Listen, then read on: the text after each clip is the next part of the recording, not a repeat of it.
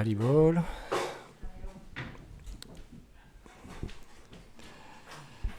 Bienvenue à tous à Radha Kripa Rouen en ce jour de très bon augure, l'apparition du Seigneur Nityananda. Donc on va... Merci.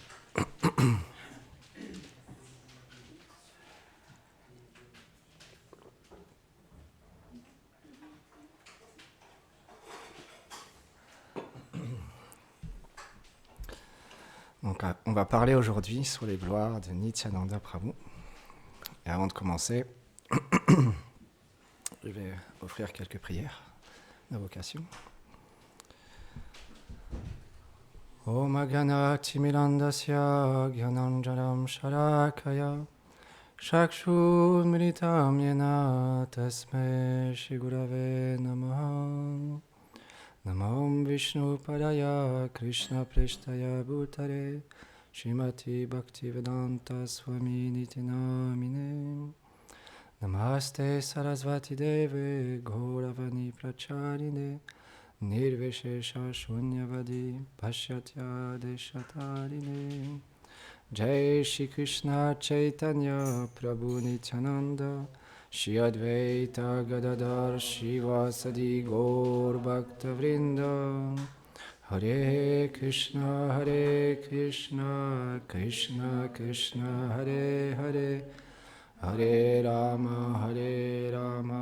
Rama Rama Hare Hare Vrindaye Tulasi Devyaye Priyaye Keshava Sacha Krishna Bhakti Prajadevi Satyavatye Namo Namaha Vanchakarpatarubhyacha Kripa Sindhubhyahevacha Patitanam Pavanebhyo Vaishnavebhyo Namo Namaha. Avant de commencer à parler, j'implore les bénédictions de mon maître spirituel ainsi qu'à Srila Prabhupada, toute une fellation spirituelle à Shri Nityananda Prabhu, toutes les dévotes et les dévots ici assemblés pour pouvoir glorifier le Seigneur Nityananda. Donc c'est vraiment un jour de très bon augure parce que le Seigneur Nityananda, c'est expliqué, il est extrêmement miséricordieux, d'une miséricorde infinie. Parce que c'est la nature du Seigneur et d'être miséricordieux. Et Nityananda, c'est expliqué qu'il est une émanation directe du Seigneur Krishna.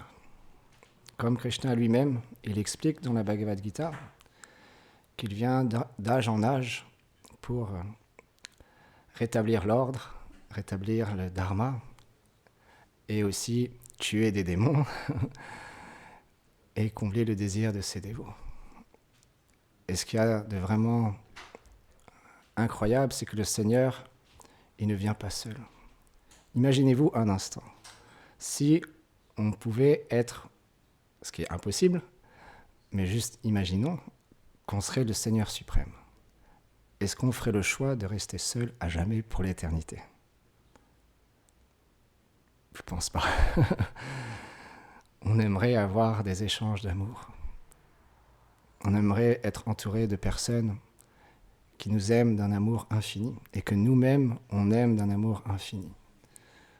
C'est pourquoi le Seigneur, quand il vient dans ce monde, il vient avec ses associés. Il ne vient pas seul. Et Krishna, qui est le Seigneur suprême, Krishna qui est un nom du Seigneur dans son intimité, dans sa demeure éternelle à Goloka Vrindavan. Et quand Krishna est venu dans ce monde, dans Dvapara Yoga, l'âge précédent, il est venu en Inde et il est venu dans un endroit très particulier, à Vraj, accomplir ses divertissements sur terre. Et au bout d'un certain temps, il devait repartir, clore ses divertissements sur terre à ce moment-là. Et son frère, qui est nul autre que Balaram, il était présent aussi. Et Krishna lui a partagé qu'il allait, dans l'âge suivant, descendre à nouveau, en tant qu'une forme vraiment très, très, très belle, très miséricordieuse qui s'appelle Gora. Et dans cette forme, il viendrait en tant qu'un dévot pour goûter son propre amour. Mais il a annoncé à son frère qu'il voulait descendre seul.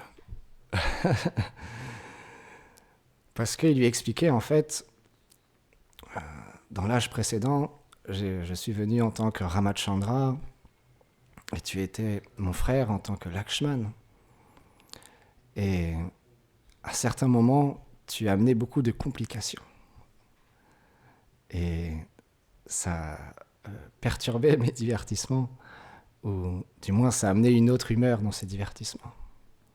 Parce que quand Ramachandra était présent sur la terre, dans l'âge de Treta Yoga, à un moment donné, on ne va pas raconter tout le divertissement de Ramachandra, mais par un concours de circonstances, il a dû quitter le royaume, s'exiler dans la forêt. Et dans les Védas, c'est expliqué que naturellement, parce que Ramachandra était marié, il était le Seigneur suprême venu montrer un exemple parfait d'un roi parfait, avec son épouse Sita Devi. Donc naturellement, son épouse, dans la culture védique, elle suit toujours son mari, peu importe où il se déplace, peu importe où il vit, peu importe la situation. Donc naturellement, Sita Devi a expliqué, a dit à Ramachandra qu'elle le suivrait dans cet exil. Mais c'est expliqué nulle part que le frère doit aussi suivre le frère aîné s'il est amené à partir dans un autre endroit. Mais Lakshman, lui, il avait un tel amour pour le Seigneur qu'il a forcé à ce qu'il accepte qu'il le suive. Et dans cet exil, à un moment donné, alors, ils étaient Bharat, le frère aîné, Bharat, Chakona, ils étaient 5 en tout, 5 frères. Et donc 4 frères, pardon. Et donc Bharat, un des frères de Ramachandra, qui n'était pas au courant de la situation, quand il est revenu, parce qu'on l'avait nommé roi à la place de Ramachandra, alors tout de suite, il a été dans la forêt pour rejoindre le seigneur Ramachandra et pour lui dire de revenir au royaume, qu'il ne pouvait pas vivre sans lui, qu'il était son frère adorable et qu'il ne voulait pas être sur le trône à sa place. Mais quand il est arrivé avec son armée, Lakshman, il voulait défier Bharat, parce qu'il pensait que c'était lui qui était derrière tout ça, et que Ramachandra se trouvait exilé à cause de Bharat, ce qui n'était pas le cas du tout. Et ensuite, dans l'âge suivant, quand Krishna et Balaram, à un moment donné, il y allait avoir la bataille de Kurukshetra, alors Balaram, de nouveau, il a agi d'une manière complètement incompréhensible pour une âme conditionnée comme moi, mais les acharyas, ils expliquent que parfois les divertissements du Seigneur sont très difficiles à comprendre. Mais il y a toujours un sens. Et les Vaishnavas, ils expliquent le sens caché de pourquoi le Seigneur agit ainsi. Mais Balaram, lui, il n'a pas pris part au Pandava et il est parti au moment de la bataille de Kurukshetra. Et il voulait même marier leur sœur à une autre personne que Arjuna. Et donc pour toutes ces raisons, Krishna, il a dit à son frère, cette fois-ci, je ne veux pas que tu viennes. Je vais partir seul. Et là, Balaram, il était vraiment en grande anxiété. Et il a dit à son frère, mais c'est impossible, je ne peux pas vivre sans toi. Tu es mon Seigneur adorable. C'est impossible pour moi de même juste penser, de juste y mettre l'idée que je ne viendrai pas t'accompagner dans l'âge suivant. C'est impossible. Et donc il lui a dit, je viendrai dans une forme tellement humble, extrêmement humble. Je ne perturberai aucunement tes divertissements.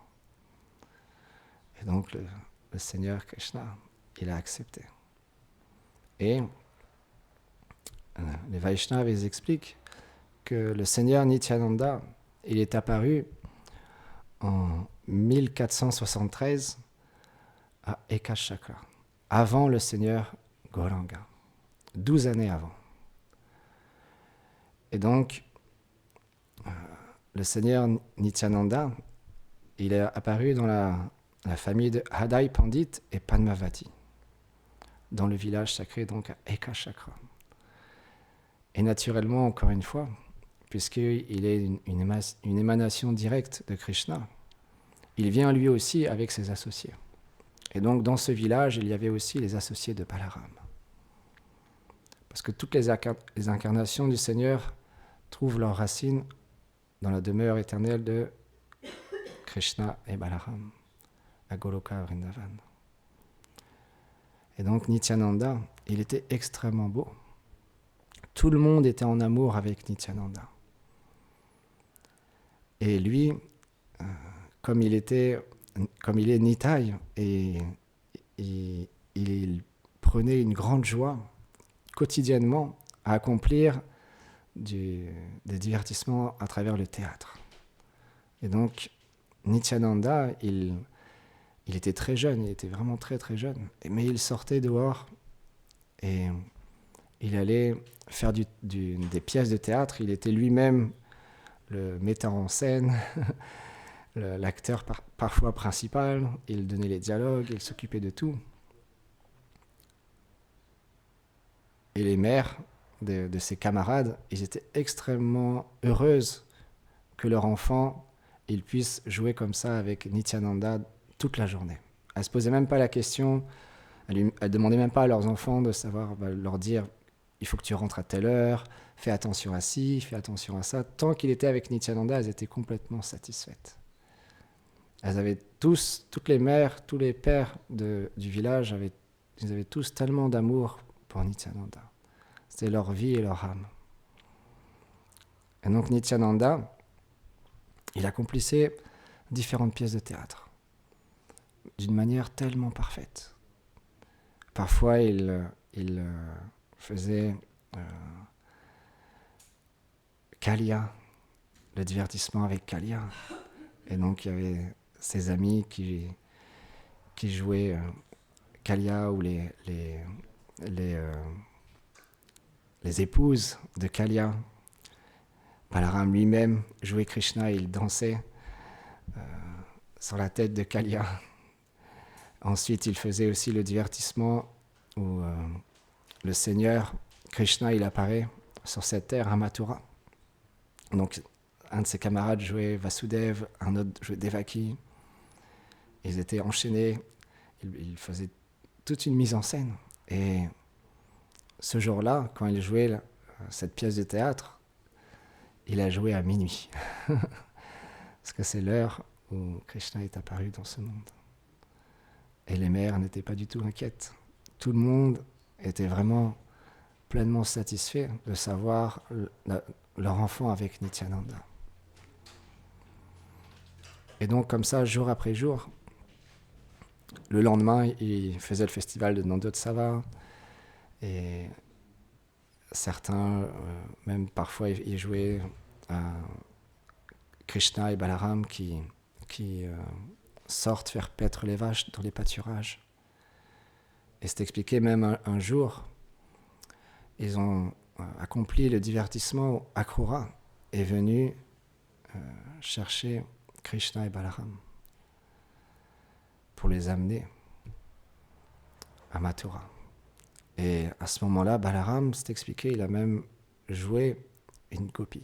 Et il était tellement en séparation, tellement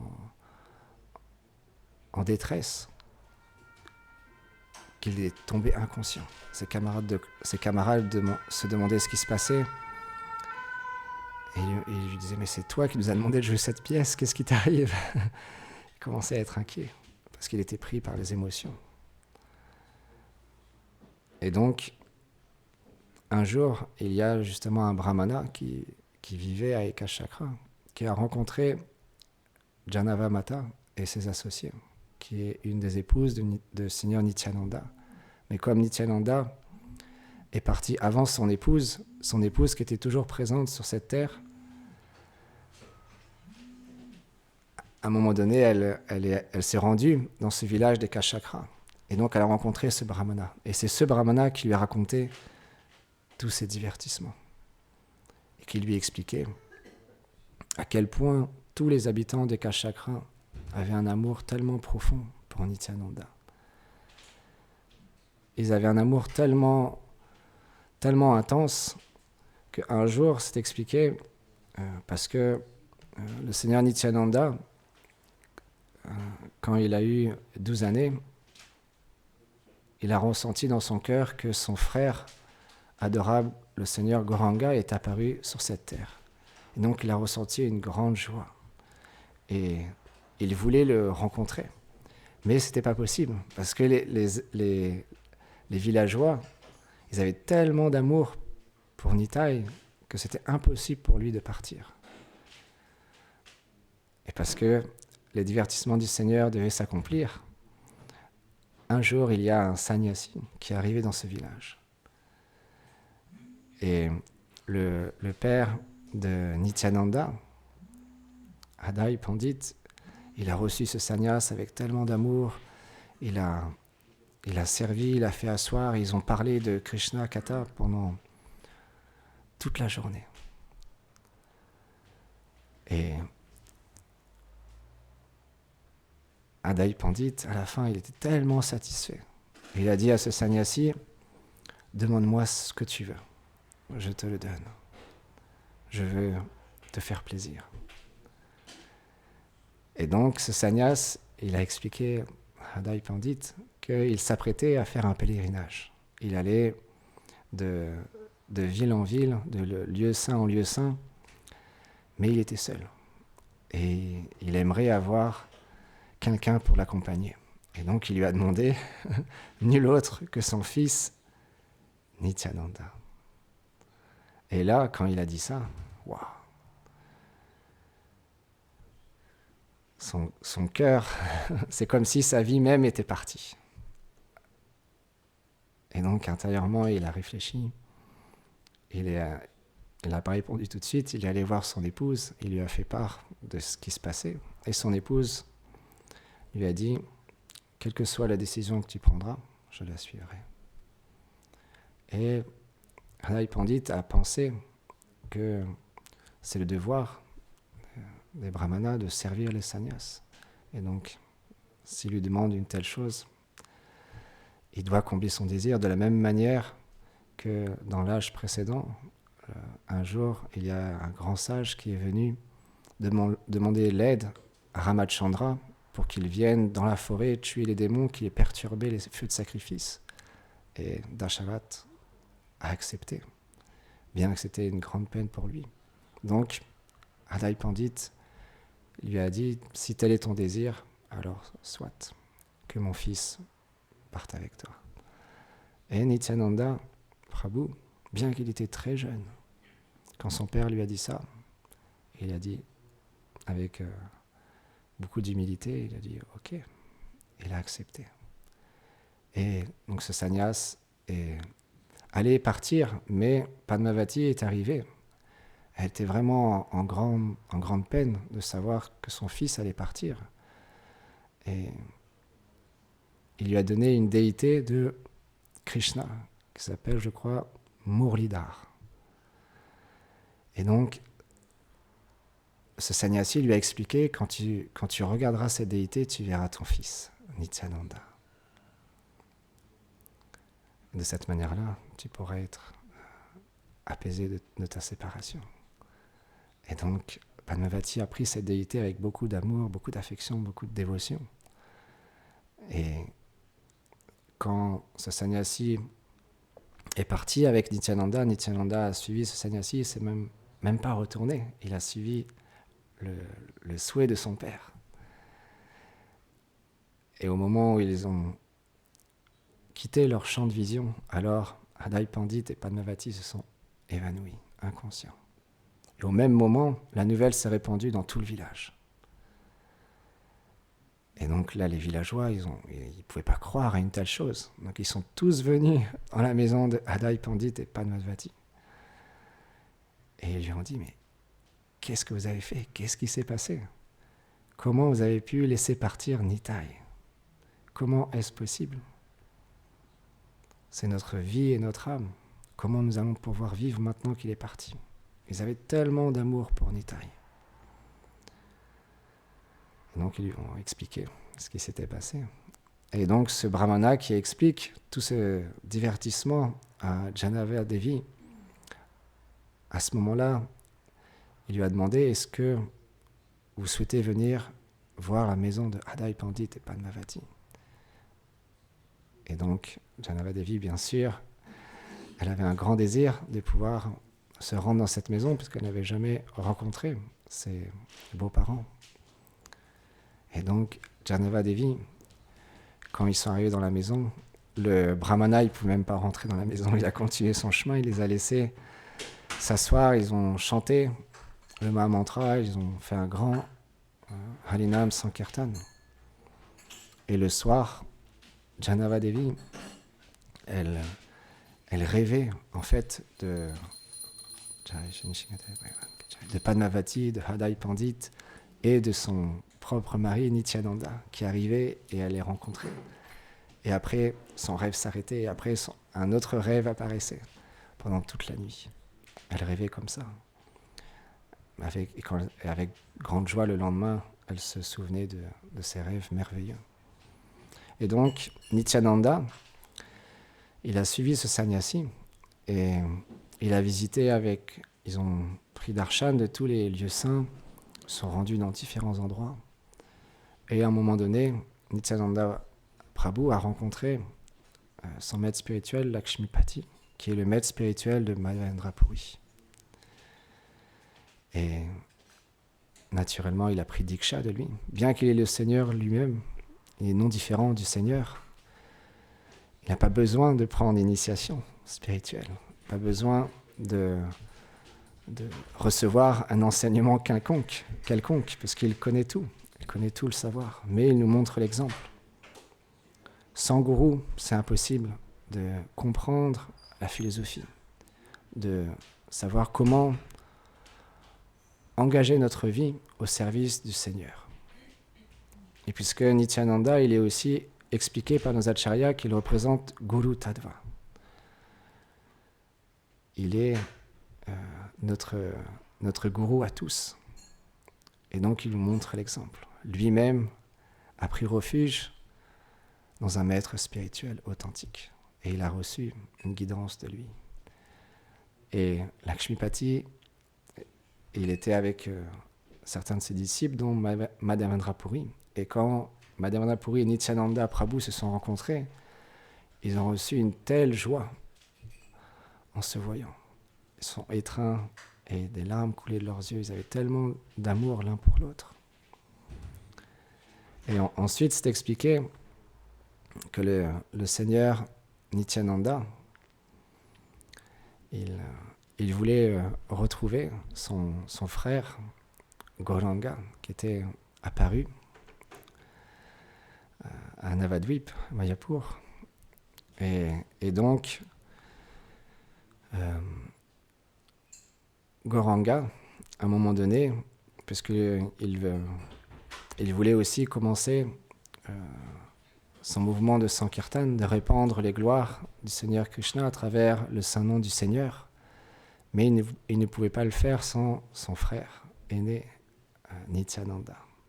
Et donc un jour, il se trouvait avec tous ses associés et il leur a demandé d'aller trouver Nityananda, parce qu'il sentait dans son cœur qu'il était pas très loin, juste à côté, et il devait le faire venir. Il aimerait tellement le rencontrer. Mais il cherchait partout, dans toutes les maisons. Partout, il cherchait. Mais il ne trouvait pas Nityananda. Et là, le Seigneur a compris. Ah, c'est moi qui dois aller à sa rencontre, qui dois le trouver. Et donc, Nityananda et Chaitanya Mahaprabhu se sont retrouvés. Et encore une fois, c'est ça la beauté de notre mouvement, c'est que c'est une voie spirituelle où il y a des échanges d'amour entre les Vaishnavas, entre le Seigneur lui-même avec ses associés, tellement intimes, tellement profonds. Parce que c'est ça qu'on cherche. On cherche l'amour. On cherche la dévotion. C'est pourquoi on a besoin d'apprendre à aimer. On a besoin de réapprendre à aimer auprès de personnes qui ont cet amour dans leur cœur. Parce que quand on lit de tels divertissements, quand on écoute de tels divertissements, on comprend qu'est-ce que c'est le véritable amour. De quelle manière le Seigneur lui-même échange avec ses associés, avec tellement de respect, tellement d'humilité et tellement d'amour et de profondeur. Quand le Seigneur Chaitanya et Nityananda se retrouvaient, c'était un volcan d'amour, un volcan de sentiments. C'est pourquoi Srila Bhakti Lakshak Shiladev Goswami Maharaj a intitulé ce titre d'un livre, Le volcan d'amour. On est dans une lignée spirituelle où il y a des êtres tellement exceptionnels, qui ont tellement d'amour pour le couple divin. C'est pourquoi nos acharyas expliquent qu'on marche dans leurs traces. On aspire à un jour avoir une petite goutte de cet amour qu'ils ont dans leur cœur. Parce que le Seigneur Nityananda s'est expliqué, Srila Bhaktivinoda Thakur, il a écrit de nombreux chants. Et il est venu spécialement dans ce monde avec son frère Gauranga. Ils sont venus tous les deux pour casser ce barrage, donner accès à cet amour à tout le monde, sans exception. Normalement, on donne accès aux humains, aux hommes et aux femmes, mais eux non, ils ont même donné accès aux animaux. Le Seigneur Chaitanya Mahaprabhu, il dansait dans la forêt, et même les tigres dansaient avec lui, en extase, et il chantait Hare Krishna, Krishna Krishna, Hare Hare, Hare Rama, Rama Rama, Hare Hare. Et tous les animaux aussi chantaient avec le Seigneur Gauranga. Et Nitai, pour nous, il est extrêmement important. Parce qu'il ne regarde pas la qualification des êtres.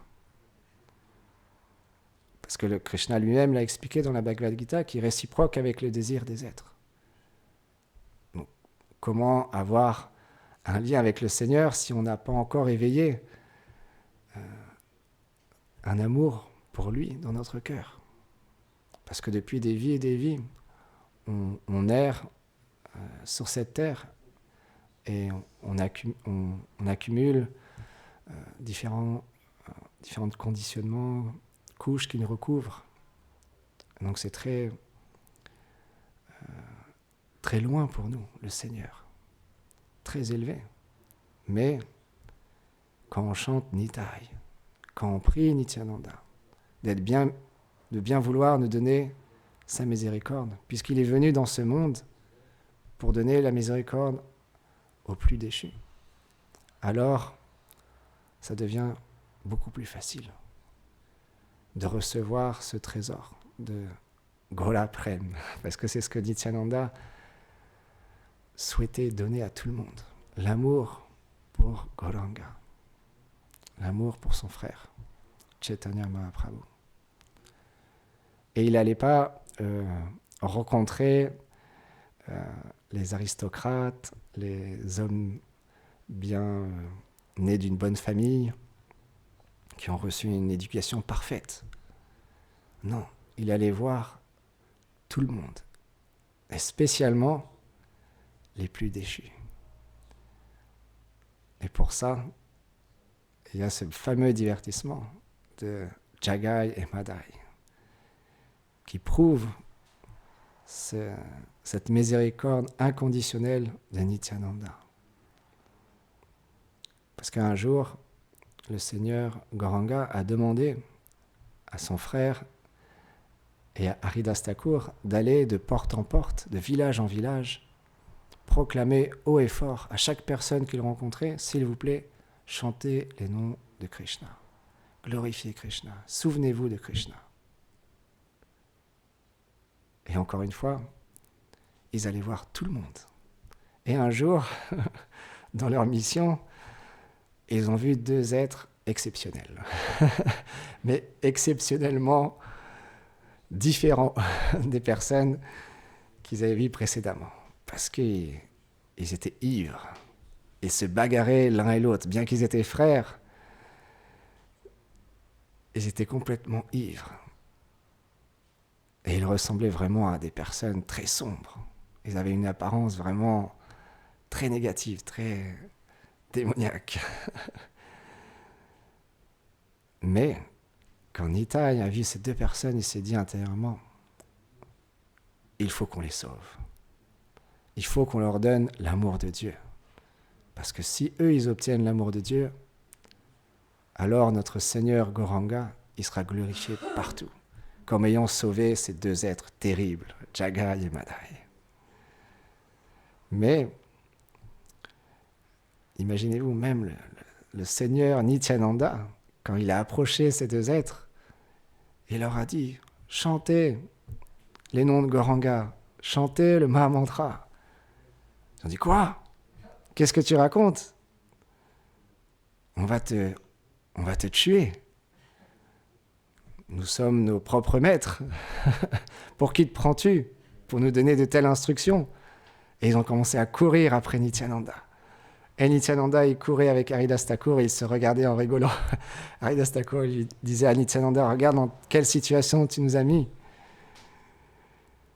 Et ils couraient, mais parce qu'ils étaient sous et un peu forts, ils n'ont pas pu rattraper Nityananda et Haridas Thakur. Et donc Haridas Thakur et Nityananda, ils rapportaient tous les soirs les nouvelles de leur journée au Seigneur Chaitanya Mahaprabhu. Et ils se délectaient de tous ces anecdotes, tous ces divertissements. Mais Nityananda, il n'avait pas fini avec eux. C'est ça la compassion inconditionnelle. Bien qu'il est pourchassé pour le tuer, Nityananda, il voulait toujours leur donner Krishna Prem, l'amour pour Krishna.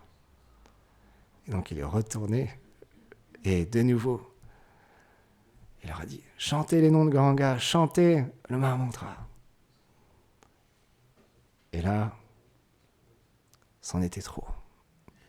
Madai, il a pris une jarre en terre cuite et il a frappé le Seigneur Nityananda. Il est tombé sur le sol, sur la tête. Et là, les personnes ont vu ce qui s'était passé. Ils sont allés rapporter au Seigneur Gauranga. Mais le Seigneur, il est venu dans cet âge pour délivrer tous les êtres, et même les plus déchus. Mais parce que on ne pouvait pas... il y a tellement de divertissements, mais il reste peu de temps. Donc, je vais faire un petit peu plus court, mais le Seigneur Chaitanya Mahaprabhu, il s'est rendu sur le lieu et il était vraiment en colère parce que il ne peut pas supporter que quelqu'un ait fait du mal à son frère. Et donc, il a commencé à se mettre vraiment en colère contre Madai et Jagai. Et même son Sudarshan Chakra est apparu, l'âme divine du Seigneur. Mais Nityananda était tellement compassionné, il avait tellement de compassion qu'il a dit à son frère, non, non, non, délivre-les. On est venu ici pour délivrer tous les êtres. Ils doivent aussi être délivrés. Et donc, Chaitanya Mahaprabhu a pardonné Jagai et Madai. Et ils ont reçu la miséricorde du Seigneur. Et ils se sont repentis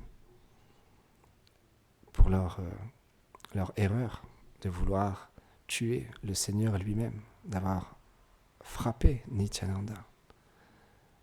Et il s'est tellement repenti, Madai, d'avoir fait ça, qu'il voulait faire quelque chose pour se faire pardonner. Et le Seigneur Nityananda lui a dit, simplement, fais en sorte, parce que à cette époque, les gens avaient pour habitude de faire leur oblation dans les eaux sacrées du Gange, de se rendre dans ce lieu. Et donc, il a dit à Madai de nettoyer toujours le lieu, que le lieu soit toujours propre. Et il rendait ses hommages toutes les personnes qu'il rencontrait, il leur demandait, s'il vous plaît, pardonnez-moi pour toutes les offenses que j'ai faites, toutes les choses horribles que j'ai faites, parce que je n'ai pas précisé, mais Jagai et Madai avaient accompli vraiment d'innombrables actes impies. Ils avaient fait des choses vraiment horribles. Mais par la miséricorde de Nityananda, ils ont été libérés. Je ne sais pas si je continue ou j'arrête ici. Tu vas parler un petit peu? Et il y a un autre divertissement qui montre à quel point le Seigneur Nityananda est très miséricordieux. C'est qu'un jour, il marchait dans un village et il était habillé d'une manière très riche. Parce que aussi le Seigneur Nityananda, c'est expliqué par nos acharyas, il est avaduta, il est extrêmement difficile à comprendre. Parce qu'il fait tout et son contraire. Mais comme c'est le Seigneur, alors c'est transcendantal, tout ce qu'il accomplit. Parce que le Seigneur Nityananda a d'abord été dans l'ordre du renoncement, et ensuite il s'est marié. Alors que dans le système védique, c'est plutôt l'inverse qu'on fait. D'abord on se marie pour ensuite renoncer. Et donc à ce moment-là, il recevait, parce qu'il est le Seigneur, donc il est extrêmement beau, tout le monde tombait en amour avec lui. Et les habitants de ce village étaient des marchands. C'est expliqué en Inde, à cette époque-là, les marchands, ils étaient vraiment considérés comme une classe sociale très basse. Parce qu'ils vous vendaient une petite pépite d'or à un prix exorbitant. Un bijou à un prix exorbitant. Mais, comme Nityananda est venu pour sauver les plus déchus, alors il se rendait dans ce village et il acceptait toutes les offrandes de ces marchands et il mettait des bijoux, des bagues précieuses autour de lui. Et tout le monde tombait en amour avec Nityananda. Et il y a des dacoits, des voleurs qui ont vu cet avadut, ce Nityananda, marcher, déambuler dans les rues comme ça, avec tellement d'opulence. Et donc ils ont eu une idée. On va ce soir se rendre à sa demeure et le piller. Et donc ces voleurs, ils se sont réunis, ils étaient toute une équipe. Ils ont suivi discrètement Nityananda pour savoir où il habitait. Et donc le soir, ils ont commencé à avancer dans la forêt qui se trouvait juste aux alentours.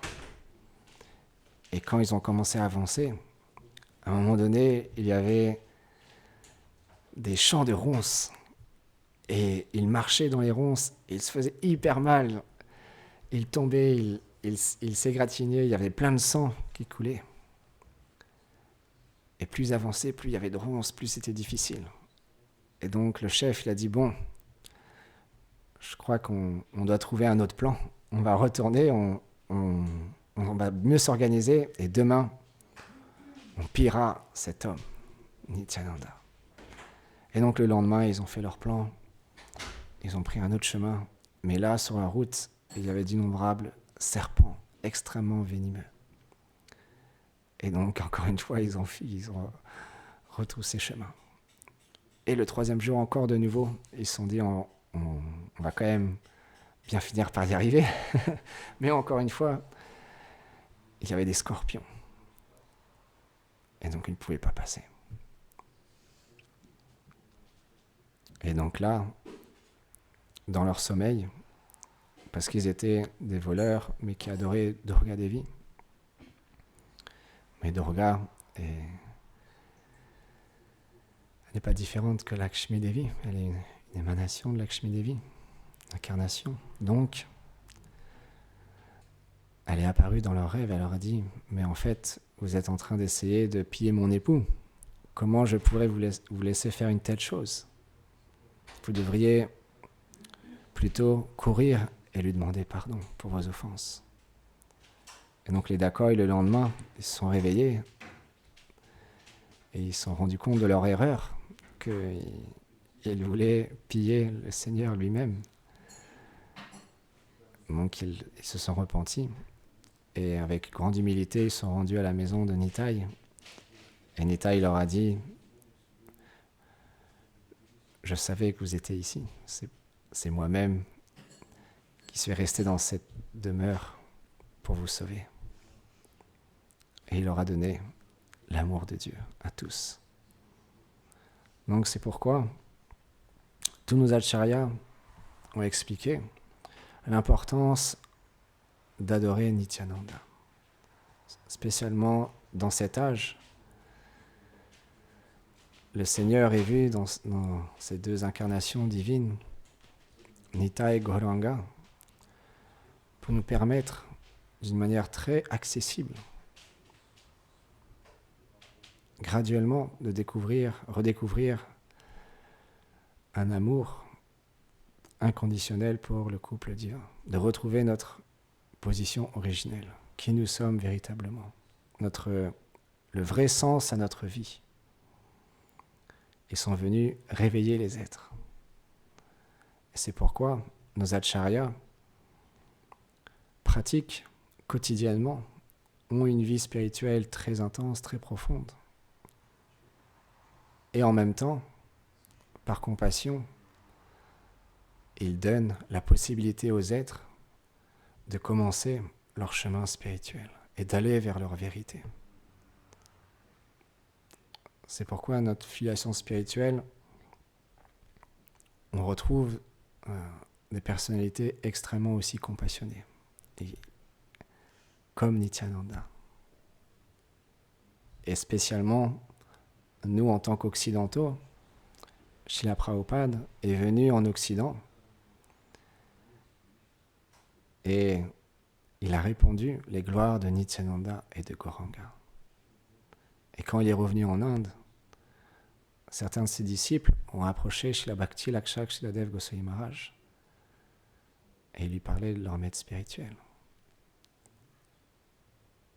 Et Srila Bhakti Lakshak Sriladev Goswami Maharaj a dit que Srila Prabhupada était Nityananda Avesh, était mis en pouvoir par le Seigneur Nityananda lui-même, pour venir en Occident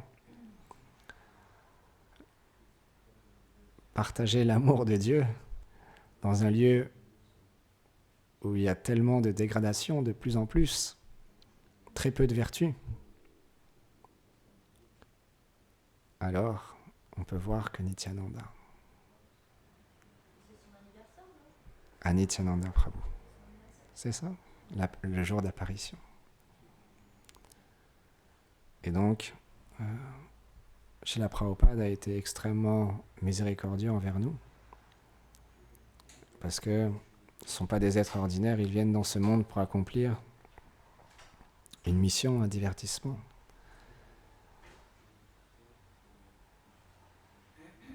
Et c'était même prédit qu'il allait venir pour accomplir ce divertissement. C'est pourquoi on prie aujourd'hui Nityananda Prabhu de bien vouloir nous donner sa miséricorde, et en chantant son nom, naturellement, on pourra obtenir l'amour pour Gauranga. Go Premanande Haribo, Shri Nityananda Prabhu ki Jai.